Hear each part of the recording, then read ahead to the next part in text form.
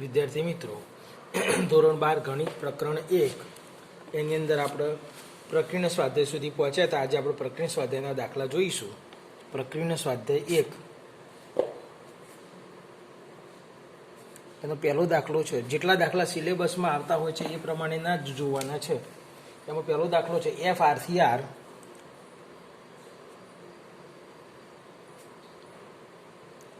fx is equal to આપણને આપ્યું છે 10x + 7.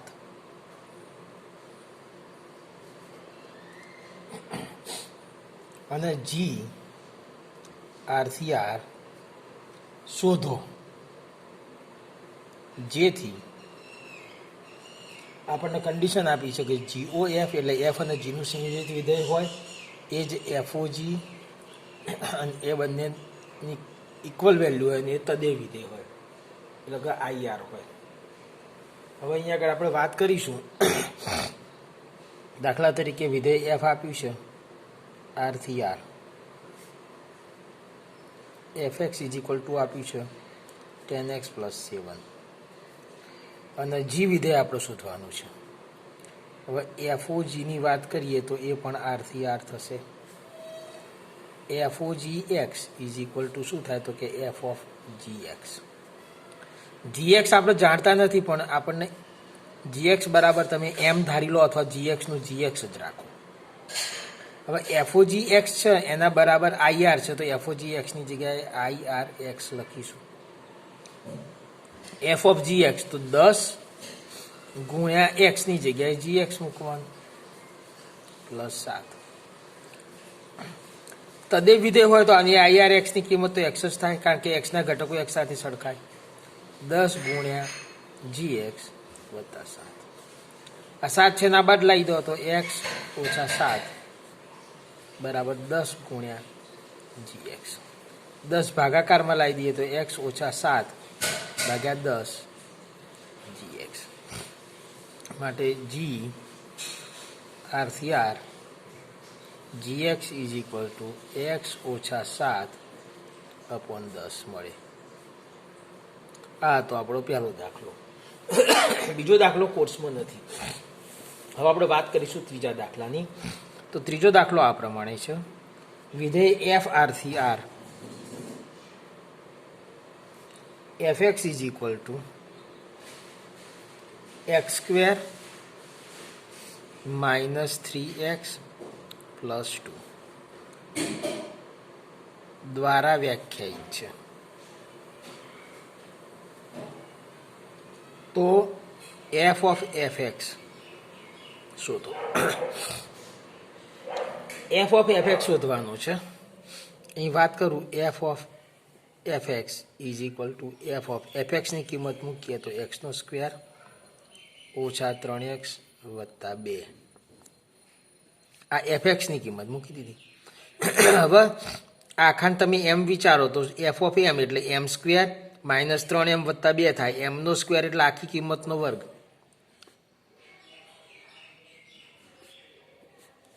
-3 ગુણ્યા m એટલે આખી કિંમત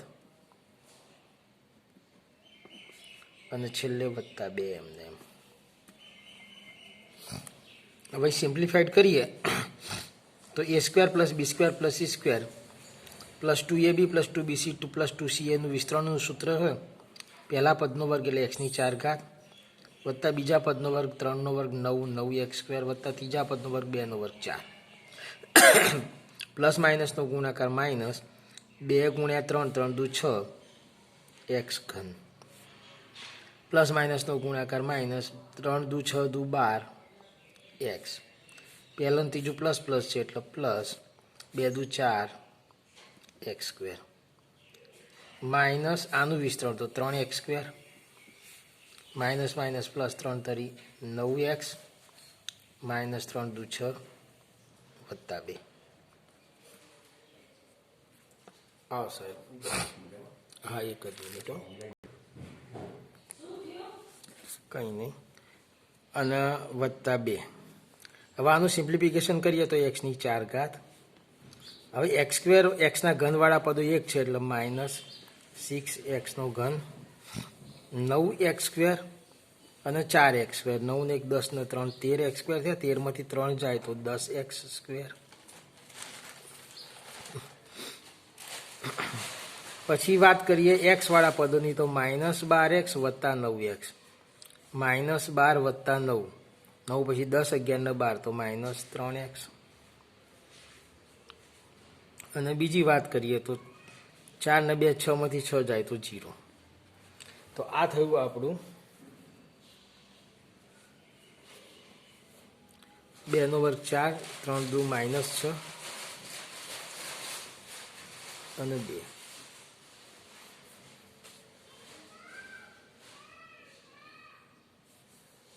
તો દાખલા નંબર 3 ઓવર. આ આપણો જવાબ થશે f of fx. હવે દાખલા નંબર 4 વિશે વાત કરીએ. ચોથો દાખલો જે છે એની રકમ આ પ્રમાણે છે. વિધેય f R થી x belongs to R -1 less than or equal to less than x less than 1.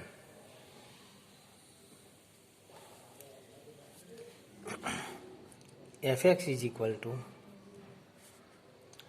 x upon 1 plus mod of x. એક અને વ્યાપ છે.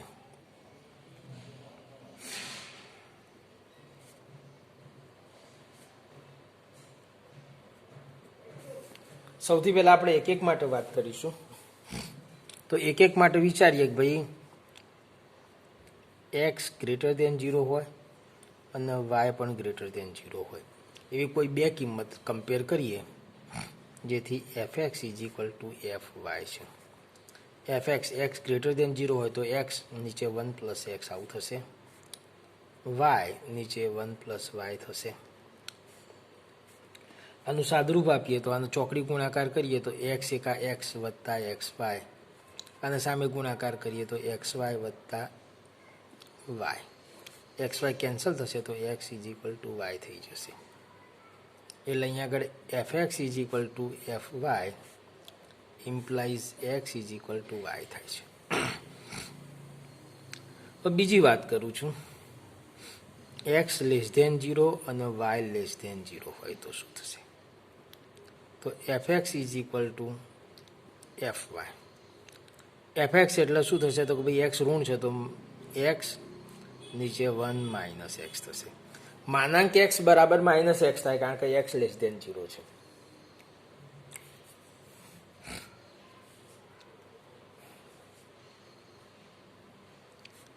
ઇઝ ઇક્વલ ટુ y નીચે 1 માઇનસ y. તો x minus xy is equal to minus xy plus y. xy cancel, x is equal to y થશે. એટલે x less than 0 y less than 0 માટે પણ fx is equal to fy implies x is equal to y થાય છે. માટે કહી શકાય કે વિધેય 1 છે. હવે વ્યાપ્ત માટે વાત કરું તો વ્યાપ્ત માટે વિચારીએ છીએ કે ભાઈ fx is equal to y વિચારો. fx is equal to y. હવે જો x ગ્રેટર દેન 0 હોય તો x upon 1 plus x is equal to y. આનું સરળ રૂપ આપીએ તો x બરાબર આપણને મળશે y અપોન 1 માઇનસ y. અને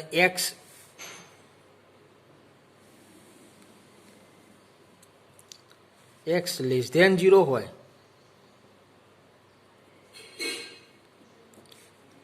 fx is equal to y લઈએ. fx એટલે x upon 1 plus x is equal to y લઈએ તો x ઇઝ ઇક્વલ ટુ એ જ મળે y અપોન 1 માઇનસ y મળશે. તો કોઈ પણ સંજોગોની અંદર આપણને fx is equal to y થાય એવો x મળે છે. માટે વિધેય વ્યાપ્ત છે એમ કહી શકાય છે. આ વસ્તુ બીજી રીતે પણ વિચારી શકીએ છીએ. વિધેયનો વિસ્તાર લખીએ તો વિસ્તાર આપણને -1 થી 1 નો વિવૃત અંતરાલ મળશે અને વિસ્તારના સહપ્રદેશ સરખા છે માટે એ વિધેય વ્યાપ્ત છે એવું કહી શકાય એમ પણ વિચારી શકીએ છીએ. હવે આપણે આગળના દાખલાની વાત કરું છું. દાખલા નંબર 5. પાંચમા દાખલામાં કીધું છે કે સાબિત કરો કે વિધેય એફ આરથી R F x is equal to X cube એ વિધેય એક એક છે. તો અહીંયા આગળ આપણે વિચારીએ કે વિધેય એફ આરથી R F x is equal to F X x1 અને x2 બિલોંગ્સ ટુ આર પ્રદેશ માટે વિચારીએ છીએ. ધારો કે f x1 is equal to f x2 છે. હવે f x1 is equal to f x2 છે એટલે x1 નો cube is equal to x2 નો ક્યુબ છે. ક્યુબ છે માટે x1 is equal to x2 હોય તો જ પોસિબલ બનશે. માટે વિધેય એફ એક એક વિધેય છે. આ તો આપણો છઠ્ઠો દાખલો. હવે સાતમા દાખલાની અંદર વાત કરીએ, સોરી પાંચમો દાખલો, તો છઠ્ઠા દાખલાની વાત કરું. બે વિધેય,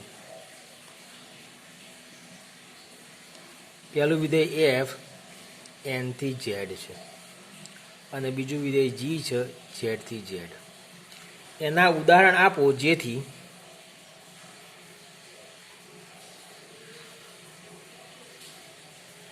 શું કન્ડિશન કે જીઓ એફ એક એક હોય,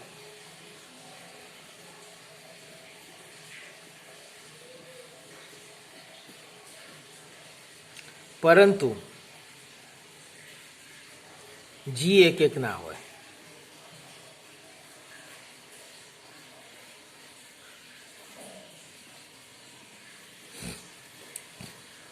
હવે અહીંયા આગળ આપણે એફ અને જી બે વિધેય લેવાના છે. તો અહીંયા આગળ F x is equal to X લઈએ છીએ અને જી એક્સ ઇઝ ઇક્વલ ટુ માનાંક એક્સ લઈએ છીએ. વિધેય એફ એન થી Z F x is equal to X અને વિધેય જી ઝેડ થી Z G X is equal to mod X. હવે આપણને બે કન્ડિશન કીધી છે કે જીઓ એફ એક એક હોય અને જી એક એક ના હોય. તો પહેલાં જી એક એક ના હોય એના માટે વિચારવું હોય તો વિચારી શકીએ કે જી 5 બરાબર માનાંકમાં 5 બરાબર 5 થાય. જી -5 લઈએ કારણ કે જી વિધેય ઝેડ થી ઝેડ છે એટલે માનાંકમાં -5 એ પણ 5 થાય. એટલે જી 5 ઇઝ ઇક્વલ ટુ જી -5 પણ 5 ઇઝ નોટ ઇક્વલ ટુ -5 માટે જી એ એક એક નથી.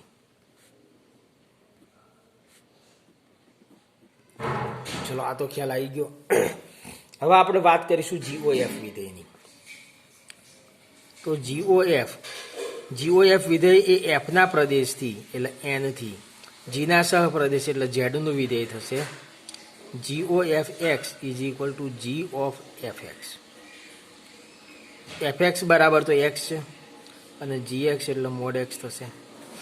હવે અહીંયા આગળ જે છે પ્રદેશ ગણ થઈ ગયો એન પ્રદેશ ગણ થવાથી આપણે વિચારી શકીએ કે ભાઈ x1 is equal to x2 હોય અથવા તો આપણે વિચારો કે ભાઈ F x1 is equal to f x2 છે.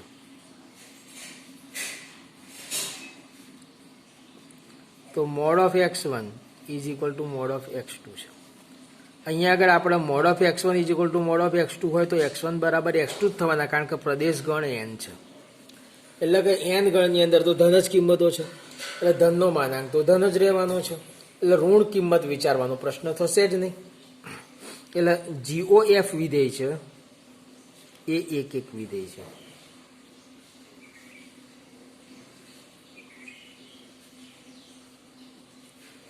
તો આ હતો આપણો દાખલા નંબર 6. હવે આપણે દાખલા નંબર 7 તરફ જઈશું.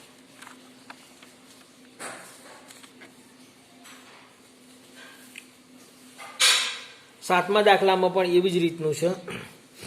તમને અહીંયા આગળ એવું કીધું છે વિધેય એફ એન થી એન અને વિધેય જી એન થી એનના એવા ઉદાહરણ આપો જેથી જીઓ એફ વ્યાપ્ત હોય પણ એફ વ્યાપ્ત ના હોય. તો અહીંયા આગળ બે ઉદાહરણ જે આલવાના છે તમને આપું છું. બે વિધેય, પહેલું વિધેય એફ એન થી એન અને બીજું વિધેય જી પણ એન થી એન ના ઉદાહરણ આપો જેથી GOF વ્યાપ્ત હોય પણ F વ્યાપ્ત ના હોય.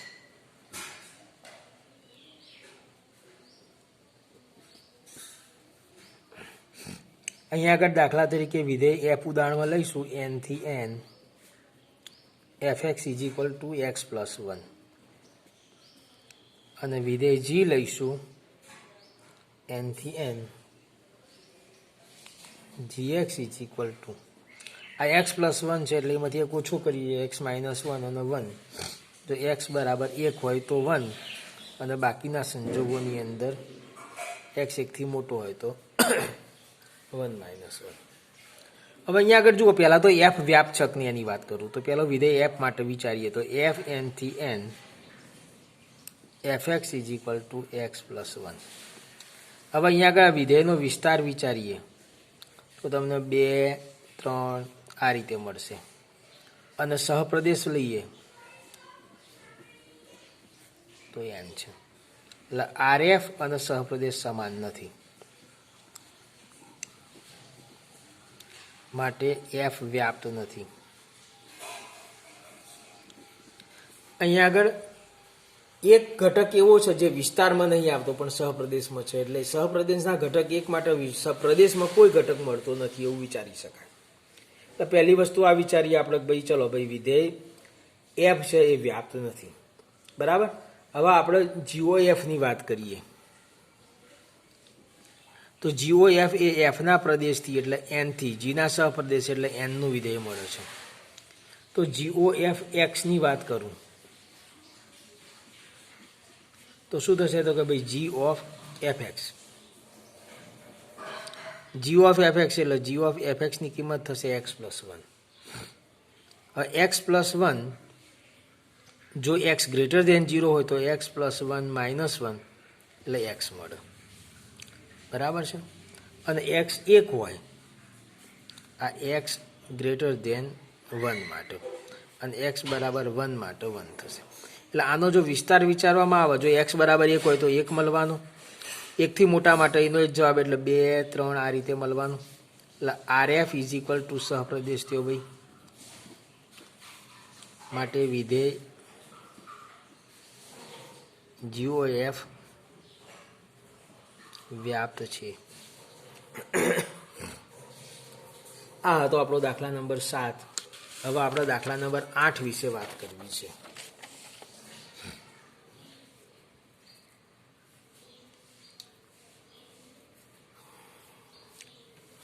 8મો દાખલો અને 8 થી તે દાખલા નંબર 16 સુધીના દાખલા 18 સુધીના જે દાખલાઓ છે એ બીજા લેક્ચરમાં લઈએ.